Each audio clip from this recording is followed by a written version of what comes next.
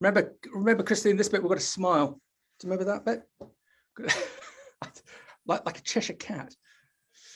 Oh, hello everyone. We're going to let you all in. I'm going to do this. Christine, say hello to everyone. Hello. I am in Cheshire, but I'm not a cat. Hello everyone. Welcome as you all pile in. And if you can, just turn off your videos as you come in. That would be fantastic. We're having lots of technical issues today, so it's all very exciting. Christine, what was I going to ask you? Is autumn your favourite season? No, spring. Is it? Surely it's everybody's. I quite liked autumn until this morning. Can I tell you what happened to me this morning? So it was so dark this morning. I just I came out, grabbed my dog, grabbed a dog lead, and went out to the back of my garden as I always do, heading towards the back gate.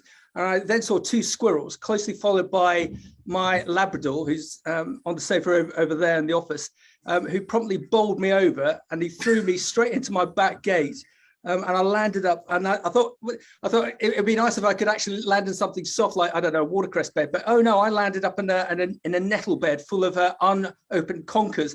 So I then get my lead out, but it turns out to be a pashmina. It was so dark, I'd grabbed a pashmina instead of a dog lead, wrapped it around the Labrador. So I'm upside down in this nettle, bunch of nettles, looking upside down at this slobbery Labrador who's thinking this is fun, with the two squirrels in the tree looking above me. So I used to like autumn, but now I don't. Oh, I am sorry. Don't be ridiculous. So come on, let's be serious. Hello, everyone. Welcome to Women in Food and Farming. This is our October broadcast with a fantastic guest speaker, being Judith Batchelar OBE. If we can get her on as we just test the links, and Kirsty's waving her magic wand, her end.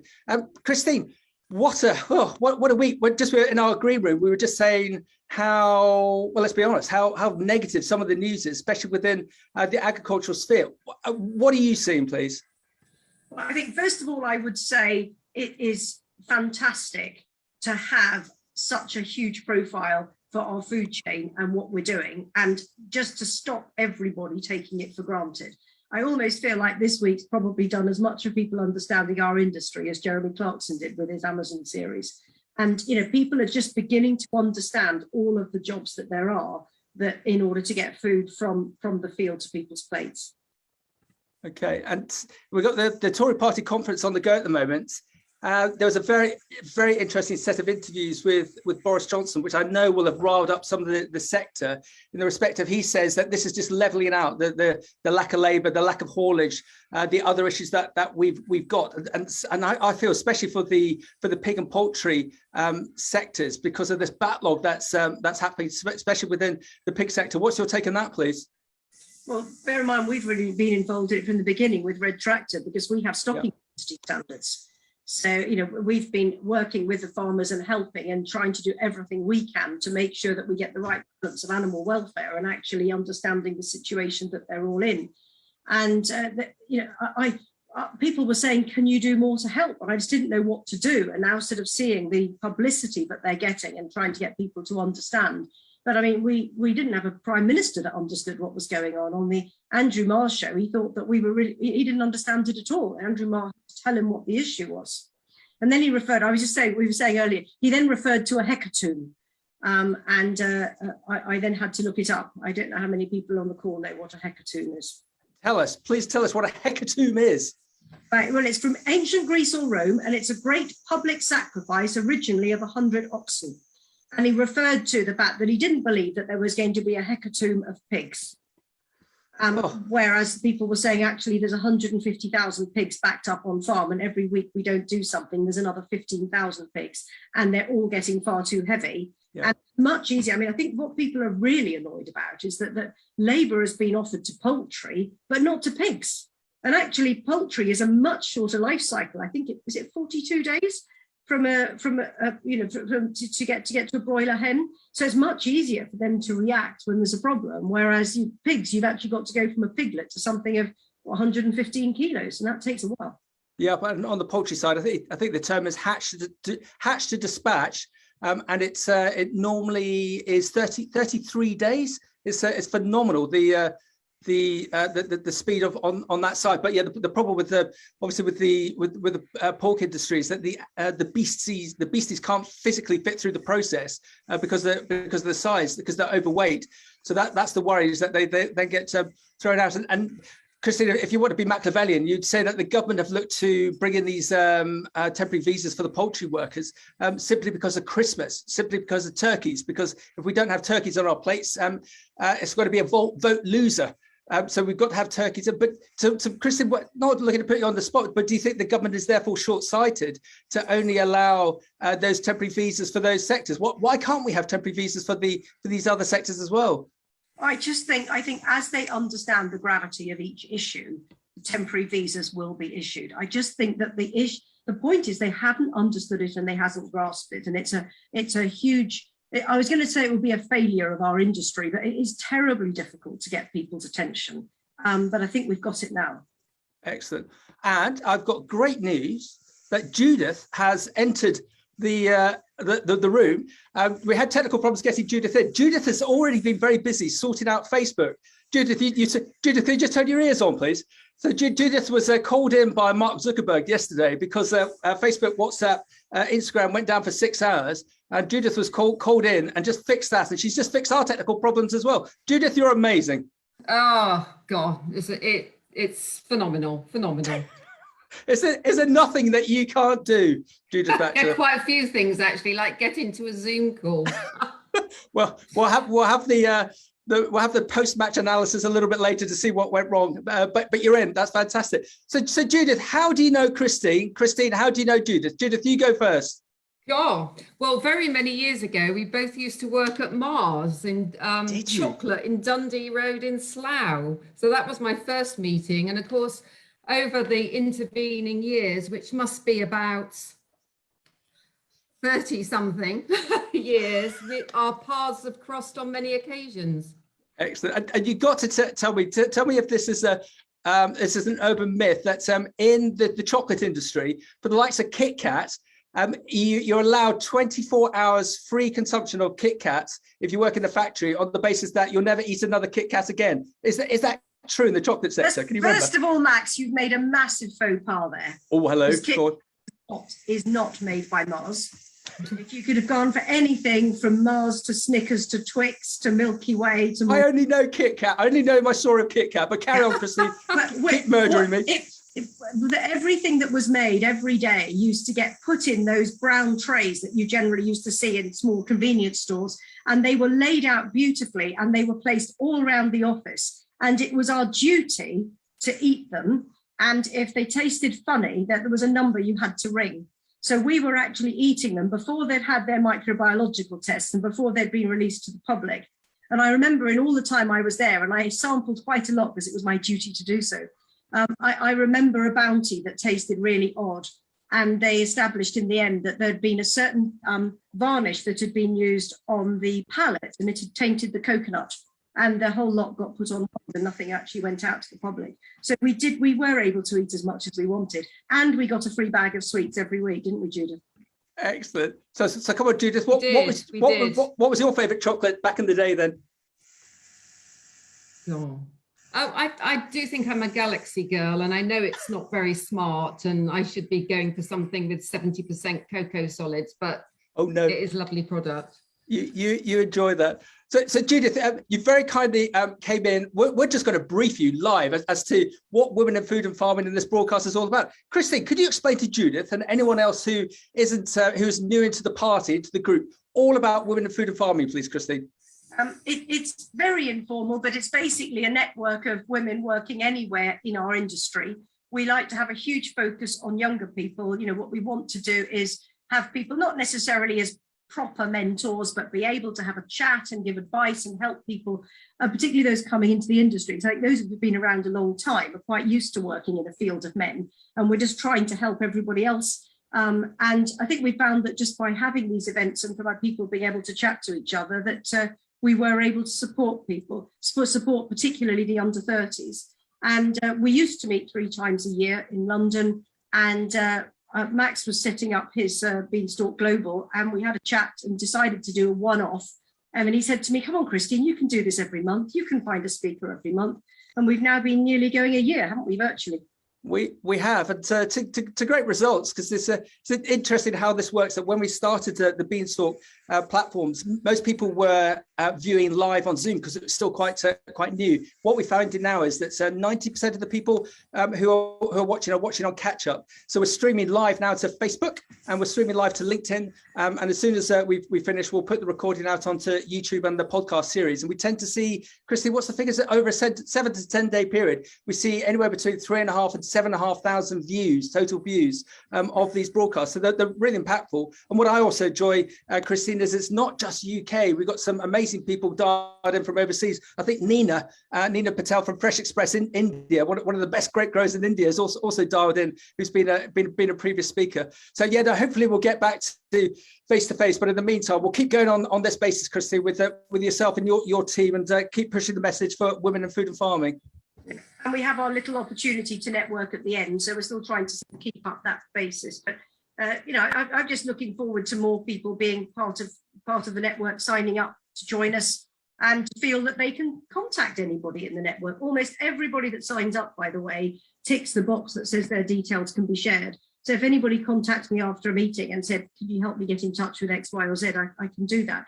But anyway, I don't want to hog the time. Can I just hand over to you, Max, to work with, to go take over with Judith? Yes, please. And anyone who's got their video on, so I'm looking at Jessica, I'm looking at Maggie, can you turn them off, please?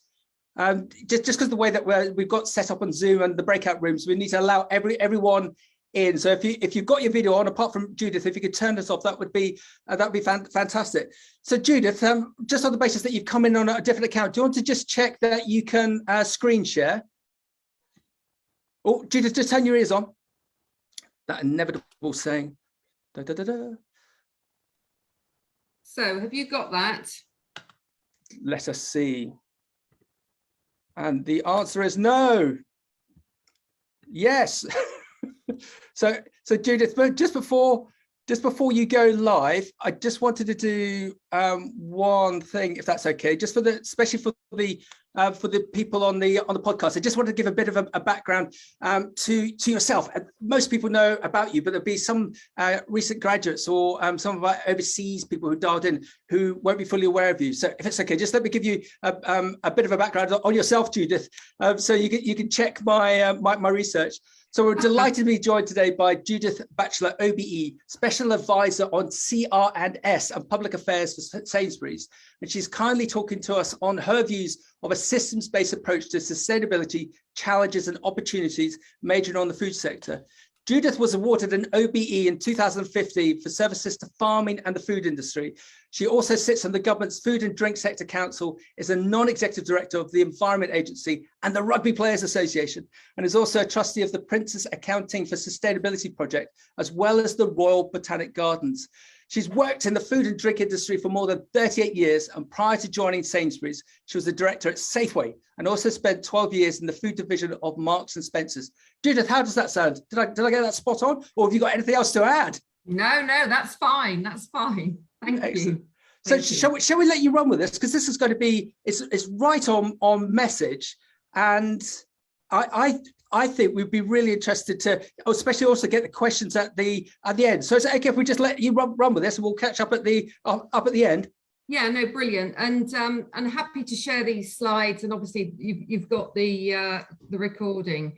But I wanted to just kick off by saying that I've approached this from, I suppose, with my UK research and innovation hat on the basis that I think that innovation is going to be our salvation when it comes to sustainability challenges, and whether that's climate change, whether that's nature, or whether it's people. We have got to be innovative if we are going to tackle these grandest challenges of our time. So hold that thought in your mind, because I think it will be an interesting conversation when we start to come to the questions. And I suppose I would start with the fact that basically it doesn't matter which lens you look at our food system through, whether that's the lens of plastic pollution in our oceans, whether it's the lens of agriculture, whether it's the lens of food waste and how much is wasted each year, or whether it's through the lens of malnutrition.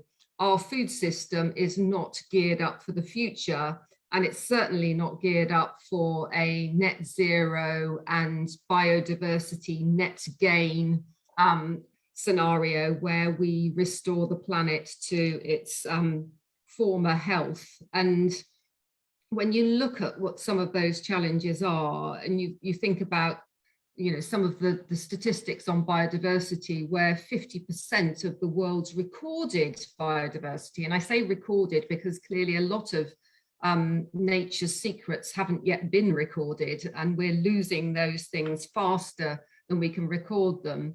50% of recorded biodiversity has been lost since 1970, and that is a horrific figure.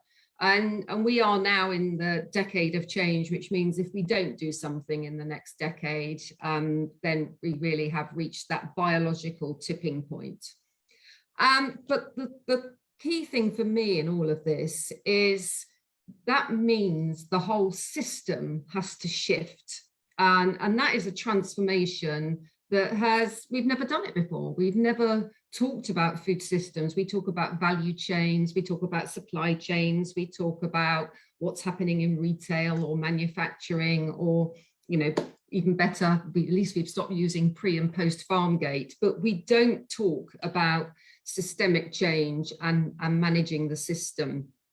And by the system, I don't just mean the system as in the supply side system, but I also mean the whole enabling environment that enables the system to shift. And whether that is policymakers, whether that is the EU and UK or global food systems, whether it's skills, knowledge exchange, or even research and innovation, we cannot shift that system without a systems-based approach. And if I think about what that means bringing together all the things that I've just talked about. It means bringing together greenhouse gas emissions, biodiversity, so on and so forth.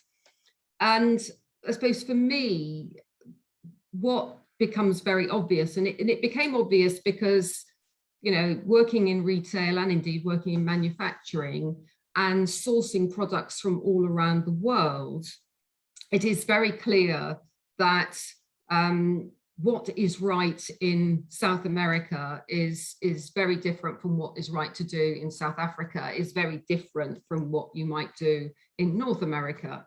And it is impossible to optimize all of those things. So you can deal with the people issues, you can deal with nature, you can deal with greenhouse gases, but if you're going to put all of those together in a particular location, then you will have to manage a series of complex trade-offs, because again, you can't optimize all those things.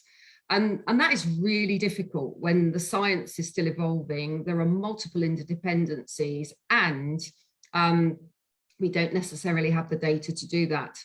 So I think if we're going to manage this massive system shift that we're going to have to achieve over the next 10 years, we need to take on questions around innovation, questions around data standards, how we get that global, national, local thing working properly, because we are part of a global food system, and how we create a level playing field so that when we are managing our impacts and we are looking at our materiality and our risks and our opportunities around the world, we're all speaking with the same language and with the same currency, which at the moment isn't necessarily true.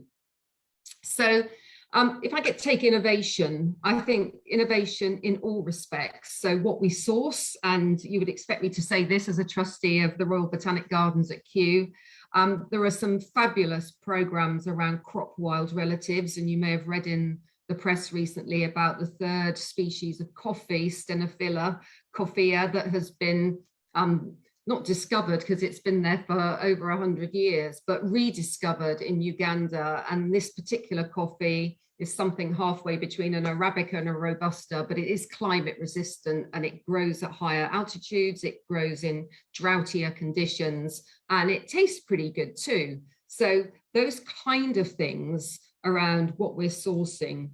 And then how we source it, because you all know that palm oil, soya, and all of these crops are demonized because of the way that they are produced. But actually, the reason that those crops have been commercialized is they are pretty wonderful crops.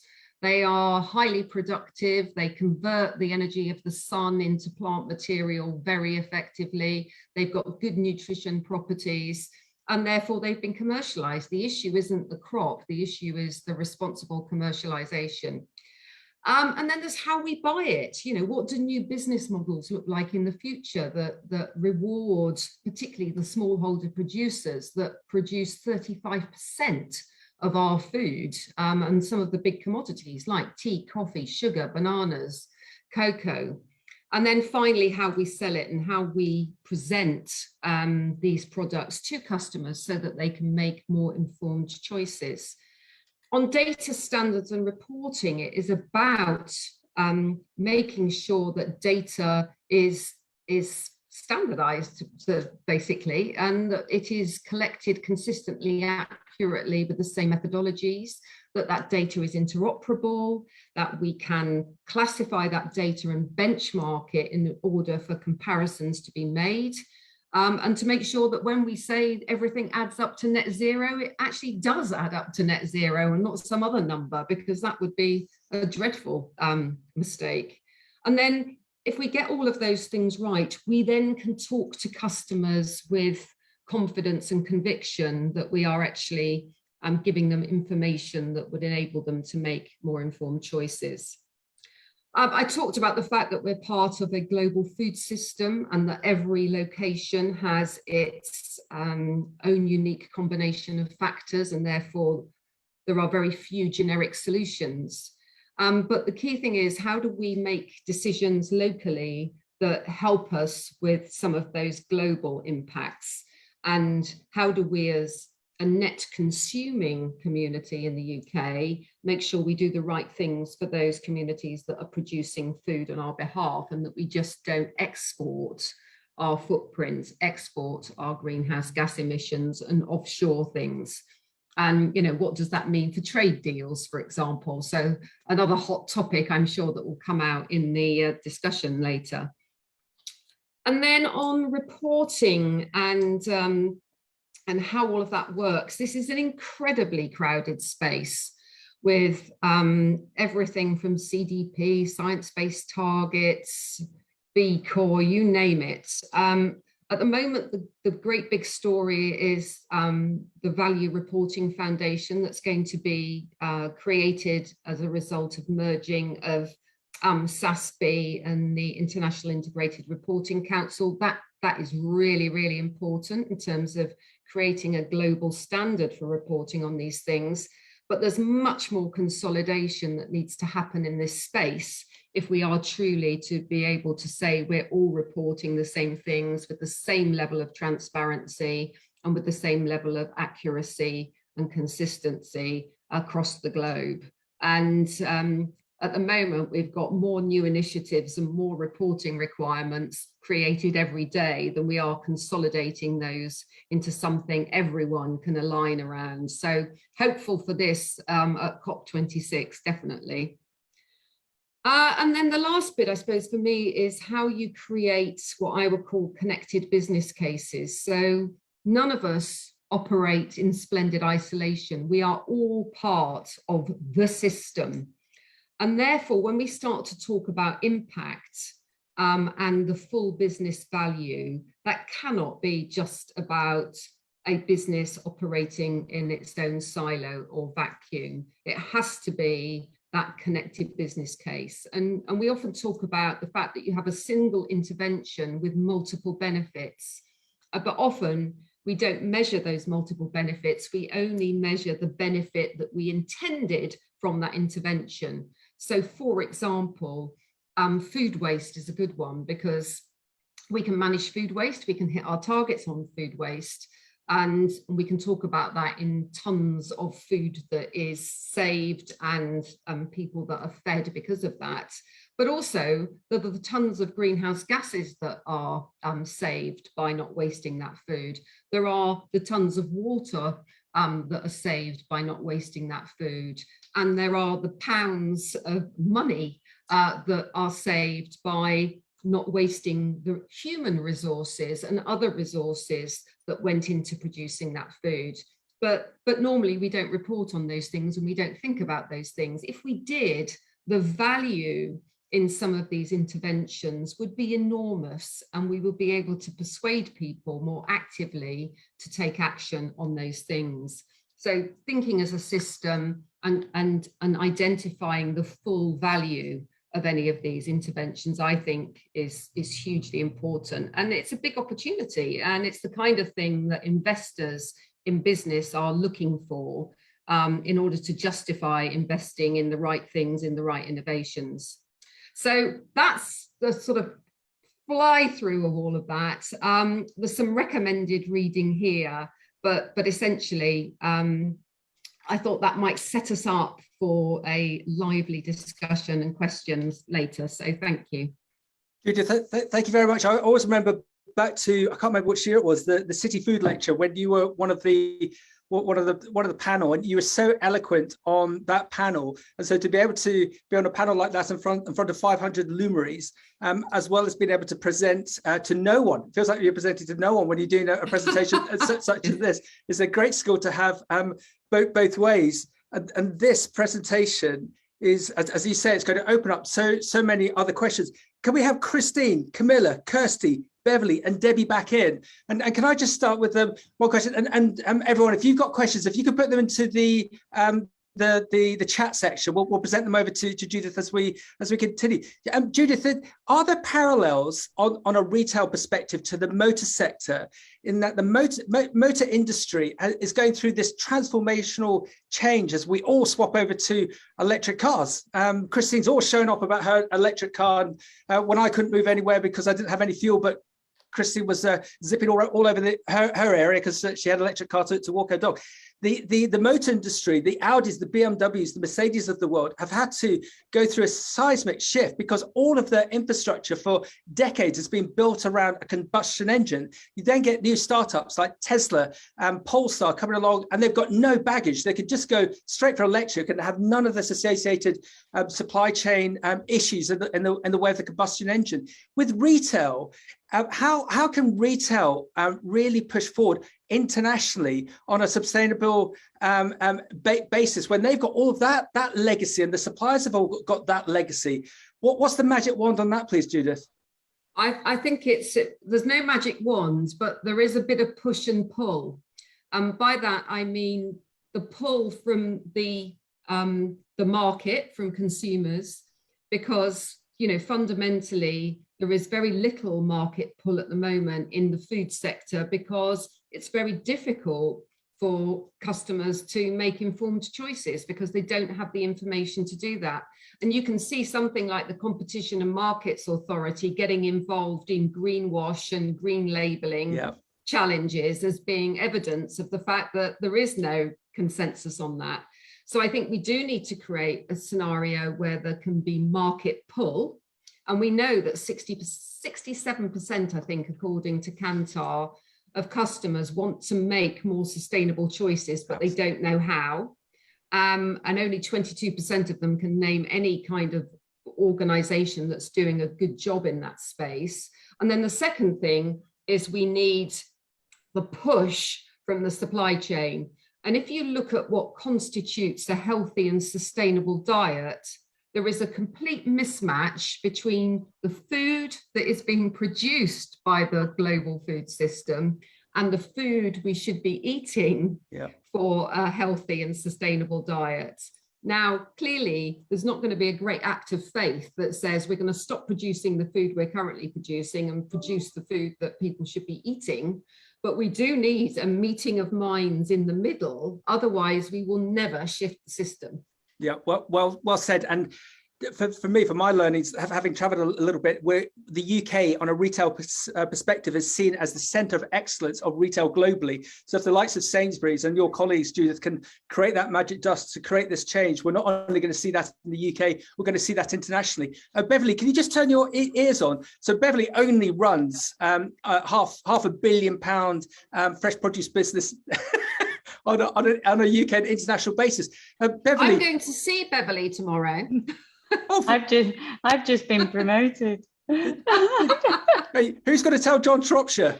I think he'll be there too. Oh no! Okay, I'll send him a WhatsApp later.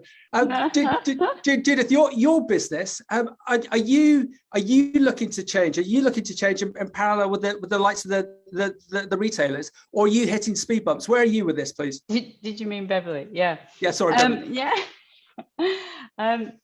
Well, yes. Are we looking to change? I don't know that we're looking to change. We're looking to do more of it. So.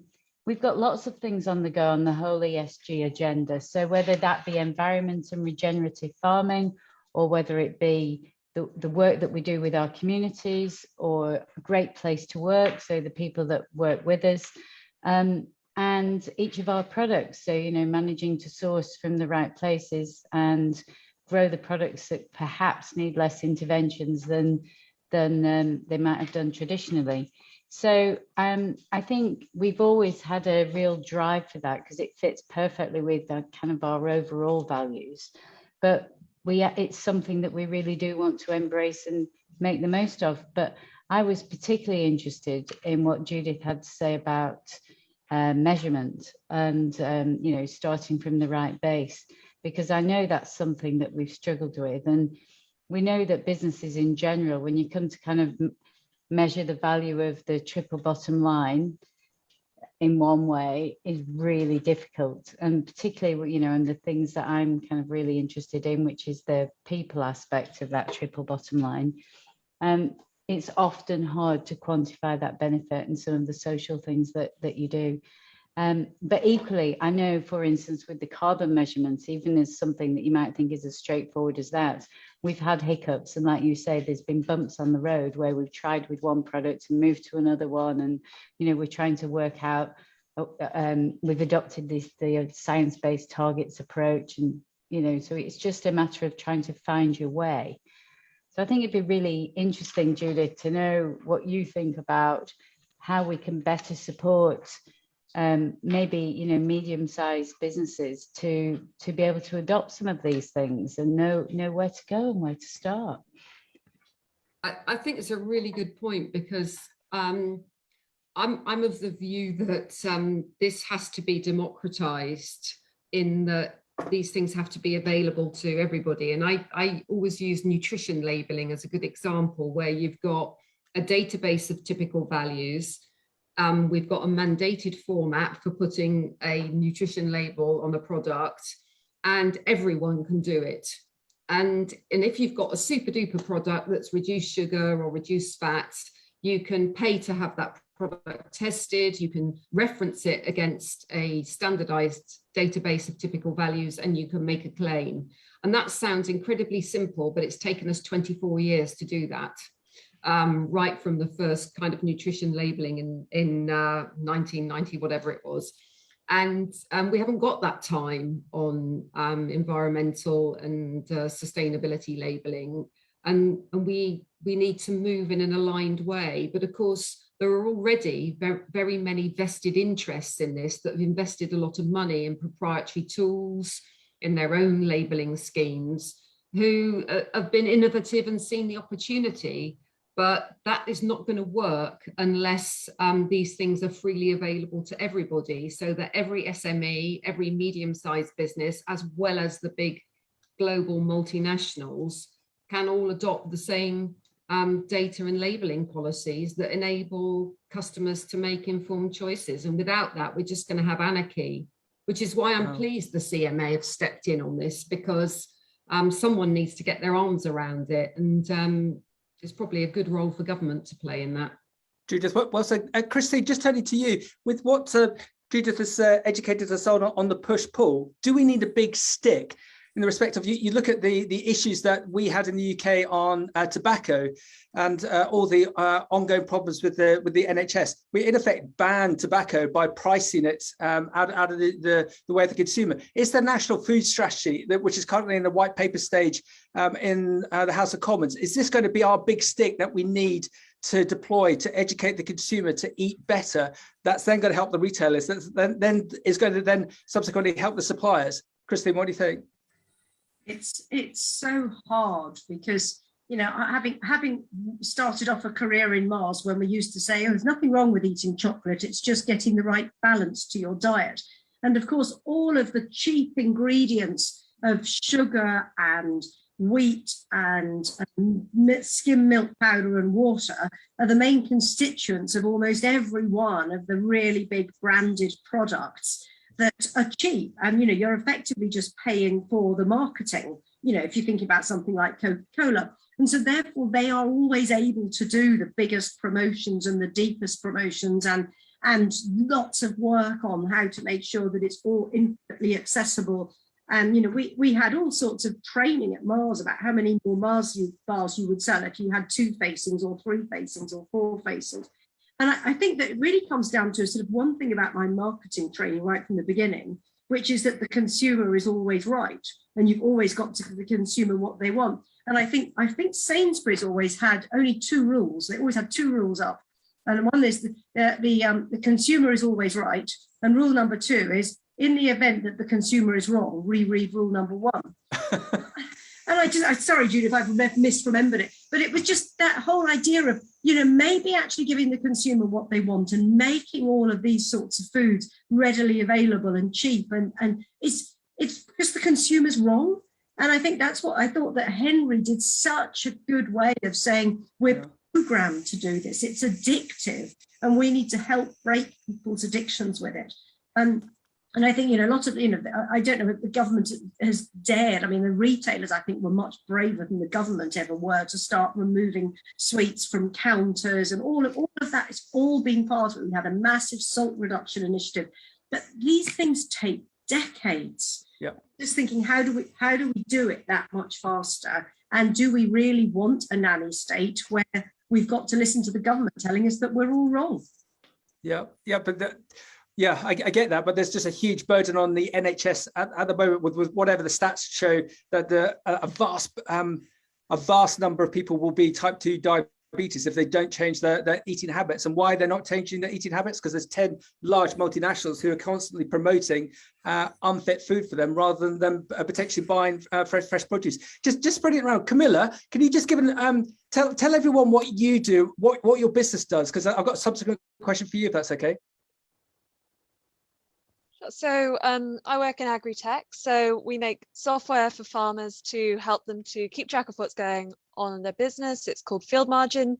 So basically making it really easy for farmers to record what they've done on their farm on a day-to-day basis. So what inputs they've used, what pest issues they're seeing, and then allowing them to bring that data together so that they can make better informed decisions. So coming back to that point about data and measurement, making that very accessible for the people who are actually producing food and are boots on the ground doing it. Excellent. I am about to ask you a question, but I've just had a WhatsApp in. Where is Camilla? It's so light. It looks like it's 10 o'clock in the morning with her.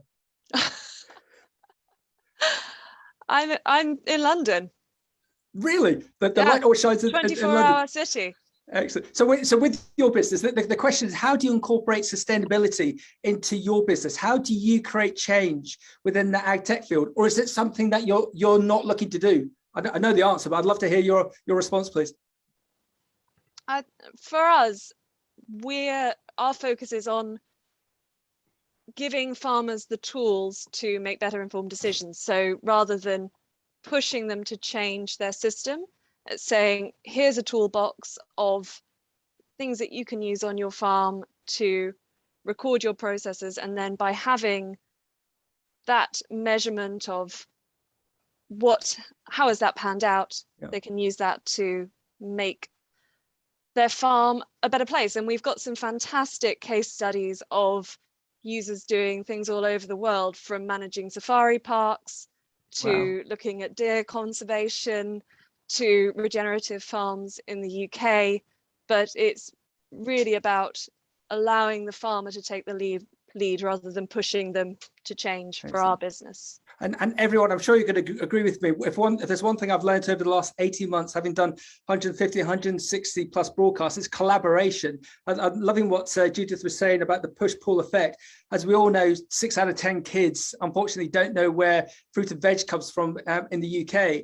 With the likes of Veg Power, who are just getting bigger and bigger, some of the projects that they've got on the go to educate kids as to where produce is coming from is transforming some of their lives. And just going back to Henry Dimbleby, we're very fortunate to interview his co-partner in Chefs in Schools last Friday. So Henry's school lost the chef, and he put out a message on Twitter. Anyone out there wanting to transform a school catering system, not thinking that he'd get anything from it. And then this qualified chef came through, move it through 2 years. They've now got kids in Hackney foraging for food, filleting fish on a Wednesday, ready for them all to eat it on a Friday. And they've now got 50 schools doing the same thing. And they've got 20,000 kids involved. And all elements of that catering system are now involved with all of those schools. So I agree with what Christine says, that it takes decades sometimes to move these things on. But with collaboration, there's definitely a way to go. Debbie, come on, what do you think? With everything that you and I've seen in your retail background, do you think we can be optimistic, or should we just turn off the lights now? No, we can be optimistic. We've got so much good stuff, but it is about people collaborating, sharing data, and having a common purpose to go forwards. It would be nice to think which of the areas of, say, for instance, fresh produce would be the pilots for getting better in the supply chain, and what that could look like. I guess it's you know, there's going to be a sort of bit of magic somewhere in one particular supply chain. It may well be something like G's, because they are very forward thinking. So yes. Yeah, good. Look forward to it. Yes, especially with their new leader, Beverly. I'm glad to have broken the news on that one. Kirsty, just give a background as to what you do, apart from sorting out my technical nightmares. What is MDS, the amazing business that is MDS?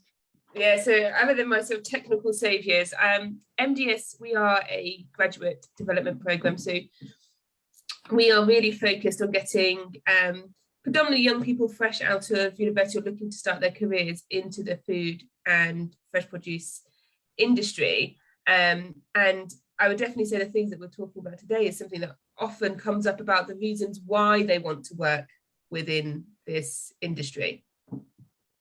Are you seeing more of a clamour? Are you seeing more applications coming through to MDS because the younger generation, they don't want to work for, and I always use the example, Goldman Sachs, and get paid £120,000 in their first year and work 130 hours a week? They actually want to get into a sector that does good for them to do good, for them to contribute, for them to make a better world. I'll be very jingoistic, but are you seeing that? We definitely are. When we ask, so when we have these conversations about what is their motivation, they talk about how they want to doing something which is fulfilling to them, that they're going to be able to give back to their community, that they see the work as being essential. And then the topic of sustainability comes up, and they all want to save the world and find the magic solution. We do sort of, we try to encourage them in finding that way into the industry to work around that. But again, I think there's an education issue here, because they'll often say, well, I want to work within a sustainable business. I know that plastic packaging is an issue. I want to solve that. And that's because that's the narrative that they are being fed. And it might be better for them if they understood more about all the other contributing factors. And it's not all about getting rid of plastic straws and plastic packaging. It's a wider supply chain issue. Yeah, well said. Judith, great question we've just had in from Claire Ottridge. is there a view that the conversation needs to move away from educating the consumer to engaging the consumer in a way that they want? At present, it seems to be a one-size-fits-all strategy that takes no account for demographics or physiographics, etc. Sainsbury's, you must have a powerhouse of a team crunching that data to look to give the consumer what they want and take them on the journey. What, again, I'm going to use that expression. What's the magic wand on that within Sainsbury's, within retail, to get that consumer on board? Well, I think the first point, just to build on what Christine was saying earlier, I think we've moved away from being customer focused to being customer centric. And what I mean by that is understanding what customers want and what motivates them, but also layering on top of that, if customers knew what we know, what would they expect us to do? And that's where the data comes in, because we can look at a very granular level around what different consumers are doing. So, for example, when the pandemic kicked off and we were looking at lots of people who were using food banks and food donation schemes, one of the things that became very obvious was that we could see where families using the data in our stores who were entitled to free school meals or healthy start vouchers weren't necessarily taking them up. And in fact, the government identified that 50% of families who were entitled to healthy start vouchers weren't claiming them and weren't using them. Wow. We can then take those customers and add to their healthy start vouchers with vouchers for fruit and veg. That kind of very, very specific intervention using the data that you have, and you can do that when you've got a Nectar card or a club card or any other kind of card, where you can identify those customers, you can do the right things to help them in the right places. So definitely. And I think geospatial data and being able to locate those individuals and create specific interventions for specific communities is quite interesting. And there was some great work done with the Consumer Goods Forum and all the retailers here actually in the UK, in Southwark and Lambeth, working with Guy's and St Thomas's charity on very specific interventions for Southwark and Lambeth. Judith, thank you. I've just had a WhatsApp in asking, could you ask Judith, do you think the consumer is going to get more divorce from the actual retail store as we go more and more online? Is it going to be more difficult to educate, to excite the consumer as they buy on a laptop rather than they come into store? We definitely know it's very difficult to get customers to try new things when they shop online, because they've got their favorites, they've got their shopping basket, and it's very easy and convenient just to go back to your favorites list and order what you normally order. So it is difficult to get people to try something new, but there are ways of doing that. And I think the other thing, if you look at what is predominantly bought online, it's what we would call the bulkies. Yeah. It's the toilet rolls, it's the household items, and that people are still shopping for fresh food, which I think is really encouraging. So long may that continue. Excellent. Christine, with your previous background as a grocery code adjudicator, the likes of online, did that frighten you in the respect of, is this actually more difficult to communicate with the consumer than if they come into store? No, Max, that role had nothing to do with the consumer. It was all about retailers and their suppliers. And I just made it very clear to the retailers that whether they were selling something in a store or online, then the rules were still the same. So that actually wasn't a difficult step. I think I would actually say, with my red tractor hat on, I think my concern is that you can't actually, you don't necessarily know when you're buying something where it comes from. So, you know, I think some of the retailers are trying, but at the end of the day, if somebody wants a lettuce, they want a lettuce. And if you've got some from Spain and some from the UK, and you've actually got them both on the shelf, you don't want to give them separate barcodes or separate placings. So I think they might have a separate barcode, but I just sort of feel that it's much more difficult if people are trying to buy local, which we all know something that, on the whole, I mean, that's the trouble with all these things. It's not black and white. You know, it isn't always necessarily better to get buy local, but it generally is. If somebody's trying to do that, that makes it much harder if you can't see country of origin on an online website. And I've just had a question in on WhatsApp. Do I dare ask this? I've got to go for it. Could you ask Christine? Morrison's has just been bought by the American, they used another word, but American consortium. Do you think this is going to aid Morrison's? Is this going to accelerate or de-accelerate their sustainability goals? Christine? Gosh. I think it all comes down to whether their sustainability goals are actually adding to their bottom line or not. And I'll go back. I mean, I'm a bit out of date on some of these things, but I know when M&S put their Plan A into place, they discovered that doing these things because they thought they were going to get a good sort of greenwash and good marketing message, but actually it was more profitable to do it that way. And I think that's really why the whole thing is that if you apply your best brains to it, you know, to try and do the right thing by the environment, very often it is the way to make more money. And all I can say with private equity ownership, you're going to have to deliver on the figures. And if they're doing the right thing by the environment, making more money, then they'll do it faster. Beverly, geez, can you see you being a better business progressing on the sustainability front rather than if you did not? Questioning from a viewer. Yeah, most definitely. And the thing that's kind of closest to my heart is how it affects the people that work with us. And as Kirsty was saying, it's really important that the people, all colleagues, are really aligned with the purpose. And if the purpose is something that they can really buy into and feel passionate about, then they're more likely to stay with us for longer. Yeah. You know, do more work while they're here, and therefore that immediately translates to the bottom line. Yeah. Judith, really interesting question here. Could you ask Judith which supplier sector is the best, is at the forefront of sustainability? And if she can she nominate any companies that we can follow on the likes of social media so we can learn from them? Feel free to juggle the response to that as you feel fit, please. I couldn't name of course, yeah. Individual businesses, but I would just say that anyone working in primary agriculture right now is right under the lens on all of this, because there is a universal truth. There aren't many, but it doesn't matter what sector you look at or what product area you look at. Basically, around half of the impact occurs in primary production, and whether that's the extraction industries and mining, or whether that's farming and sort of agriculture and land use.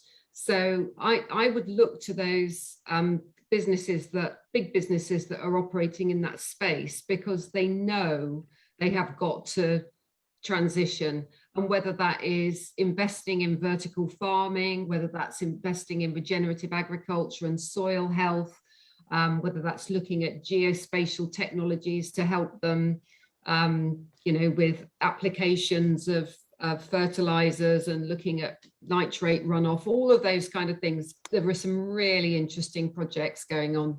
Yeah, we had Tim O'Malley of Nationwide Produce on last week when we were debating the whole issues, and as he said, with the fresh produce sectors in its zeitgeist at the moment, everyone wants to get as much fresh produce as they want. We need to prosper on that. And on the ag tech side, we all need to go to you, Camilla, because you're the expert in that sector. You'll be able to advise us on that basis.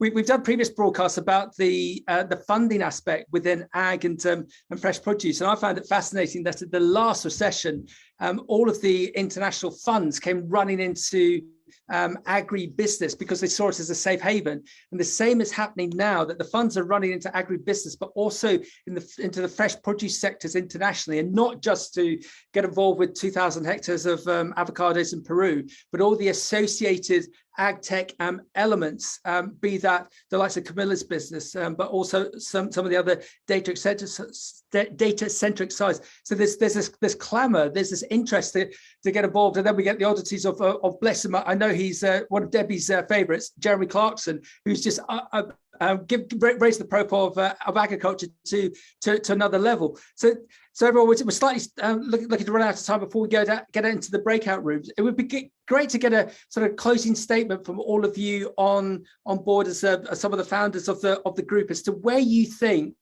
sustainability within the food sectors is going to be 2-3 years from now. Is it going to be a big thumbs up from yourselves? Are we going to create this success? Are we going to make this difference in the UK and internationally? Or are we going to use my expression again, going to keep on hitting roadblocks that we're going to have problems to get round? So who should we pick on first? Christine, where are we going to be in 3 years' time on this whole sustainability element? Is it a thumbs up or a thumbs down? Thumbs up, but I'm not going to answer your question any further than that, because I think that this is an absolutely fabulous industry for people to come into. And I want, that's where I think MDS has got this fabulous role. It doesn't matter whether you've done engineering or languages or geography or agriculture as a degree, get into the industry. And MDS is one of the routes in, there are many others, but this is the industry to get into to make a difference. Oh, I didn't realize we've been sponsored by MDS. Kirsty, we've been sponsored by you. Fantastic. Kirsty, what's your view with everything that you're seeing with your amazing trainees coming through the MDS system? Are you positive about the future? Are you a thumbs up or your thumbs down in the respect of sustainability? I think I'm a thumbs up, and I think we're going to be forced to make a change, not just by people wanting to work within the industry, but the generation that's coming up, it's a focus for them. They want change. They are worried about their future, and they are going to be the ones in charge at some point. So they're going to make us change. Yeah, well said, spot on. Debbie, I'll give you Jeremy Clarkson's mobile number. I'll WhatsApp that to you a little bit later, but you probably already got it. What's your view on the subject? Thumbs up, thumbs down, 3 years out?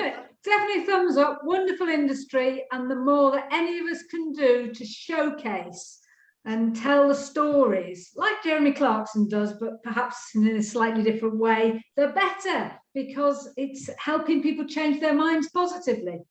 Fantastic. Debbie, we've got to get you on Clarkson's farm. That's just a given. just let me make a call. Camilla, with your expertise of you and your colleagues, if there's one thing that I've learned about this sector, there is so much profitability held up within the supply chain, and with the magic dust that you can provide with your business. I'm sort of slightly leading the witness here, but I'm guessing that you're positive about the future. Yes, absolutely. I think the thing that makes me feel the most positive is actually the shift that I've seen in attitudes, both within the farming community, the amount of dialogue that there is about either shifting to regenerative practices or reducing inputs, and measuring how those changes are actually improving both farm profitability and the farm's environmental impact, and really thinking about that. But also, aside from agriculture, the shift that I've seen among my friendship group and the people I talk to in London, when I talk to them, and even over the last 5 years, when I used to say I worked in agriculture, they were like, oh, all right. Whereas now, it's like, wow, you work in agriculture, you're right at the coalface of something that can really help the environment. And that's being seen as something that's a lot more exciting. And I think, as everyone else has been saying, having that energy and drive to improve is going to be important going forward. Camilla, well said. Global President of G's. I've just re-promoted you, Beverly. So with what Camilla says, you must be excited that I would hope that you got more people rushing, knocking on your door, looking to join G's. But what's your thought with your own personal views and that of G's? Are you positive about the future and the direction that G's is going? Yeah, I'm a thumbs up for 2 reasons.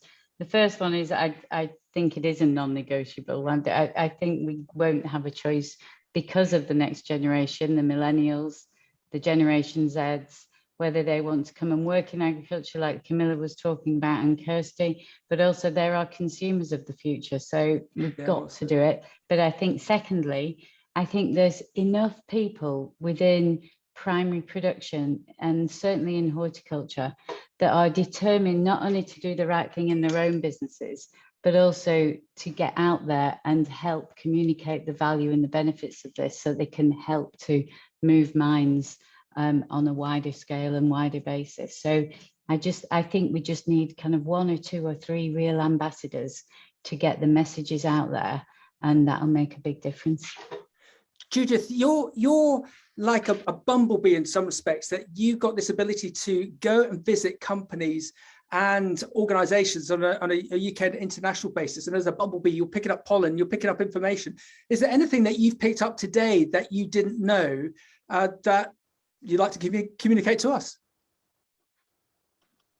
I think what has become very obvious throughout this discussion has been something that I had discounted. So I spend a lot of my time with boards on things like TCFD reporting, which is very much around looking at the risks of climate change, and we'll have the same with nature soon with TNFD, and looking at how you mitigate those risks and how you build your future strategy in a climate, future or climate change future.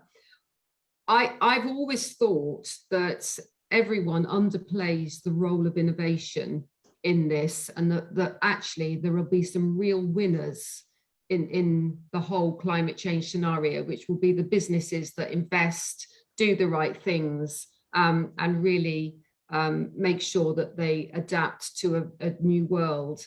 And I have always thought that there wasn't enough emphasis on the innovation, the adaptation, and how we create the excitement around having to do big stuff at pace and scale in a way that we've never done before. And I'm just listening to everybody this evening, I realised that this sector has got people with big enough and bold enough ambition to be able to do that. So I feel very reassured by the conversation. So thank you. Excellent. Christine, would you like to wrap up for us? I wasn't sure you were going to give it back to me, so I've already written to Judith, and I actually wrote to her in a chat saying thank you so much for doing this. I know it will have been very inspirational for those who are watching, especially the younger ones. Well done, and thank you for all you do for our industry. Look at that.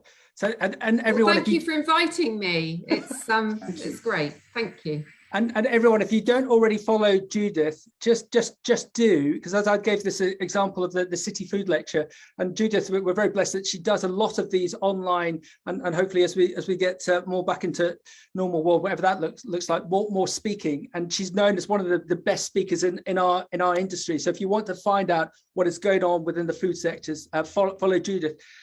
So Christine, we're all set for next month. I don't know how we could top Judith, but we'll push out the email shortly, and over to you. Do you want to give one more push for women in food and farming and your great organisation? Just join us if you can. It's free to do so, and it just adds to the email list, which means that we'll let you know every time we're doing something. And this whole Women in Food and Farming started by individuals telling other people about it and inviting them along. And if we all told one more person about it, well, it would firstly double my membership, but it would just mean that we're letting more people know. So thank you. Christine, thank you. And I've just had a printing contact. Is offered to do your new business cards, Beverly, for free. Do you want 1,000 or 2,000 cards with your new title of global president of G's? What number would you like? Or should we just go for around 5,000? Around 5,000, and it sounds like there would be quite a big business card to get that title on. We like big titles. Well done, everyone. Okay, Kirsty, we'll stop the live feed and we'll go to the breakout room. So everyone stay in. The fantastic Kirsty's going to put us in the breakout rooms. So we're going to say goodbye to Facebook and goodbye to LinkedIn. We hope you enjoyed this broadcast of Women in Food and Farming with Beanstalk.Global. Thank you.